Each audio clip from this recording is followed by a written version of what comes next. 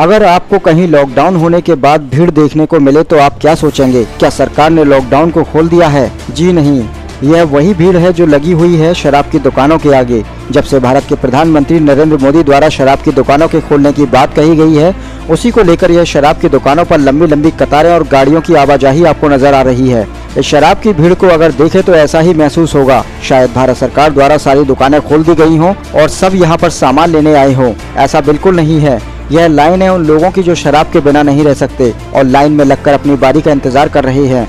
क्या इस लाइन से, इस भीड़ से कोरोना वायरस का खतरा नहीं है? क्या इससे कोई खतरा नहीं बढ़ेगा? कोसी कला में जितने भी शराब के ठेके हैं वह सारे खोले गए हैं और सारे ठेकों पर लंबी लंबी कतारें लगी रही। जब हमने लाइन में लगे उन व्यक्तियों से बात की जो अपने आप को गरीब बताते हैं और यहाँ पर कीमती कीमती शराब ले जाते हैं, कोसी कला के एक व्यक्ति से बात की तो उन्होंने बहुत खुशी का इजहार किया और भारत के प्रधानमंत्री नरेंद्र मोदी को बधाई दी और कहा जैसे मानो हमें जन्नत मिल गई हो, हम इसके बिना नहीं रह सकते। आज ऐसा महसूस हो रहा है जन्नत हमें मिल गई हो। जरा सुनिए इस व्यक्ति की बातें।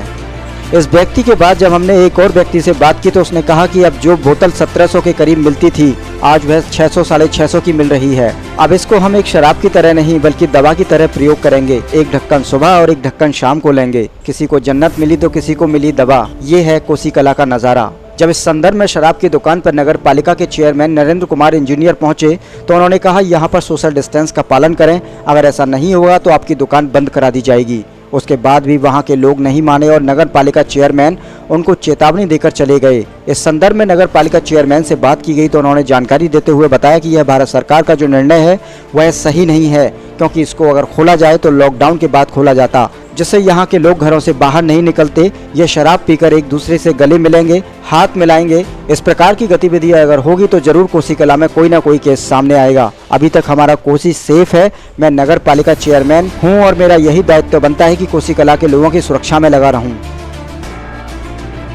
कहाँ से आए हो? कोसी कला से। तो यहाँ पे जो लेन लग रही है किस चीज़ की लग रही है? दारू ले लिया। कब से खड़े हो आप यहाँ? मैं 8 घंटे से खड़ा हूँ यहाँ पर। तो नंबर नहीं आया अभी? नहीं आया। तो लगभग कितनी भीड़ होगी यहाँ? लगभग बहुत नंबर है, बहुत भीड़ है। घर से लोग सब दारू लेने के लिए आए आज, जितने भी लोग आप देख रहे हैं। तो मतलब कैसा लग रहा है आपको? बहुत अच्छा लग रहा है। दारू पी रही है, ऐसा लग रहा है अब जन्नत की मिल रही है। इसलिए आप सब परेशान रहिए, आप सब सुस्त रहेंगे।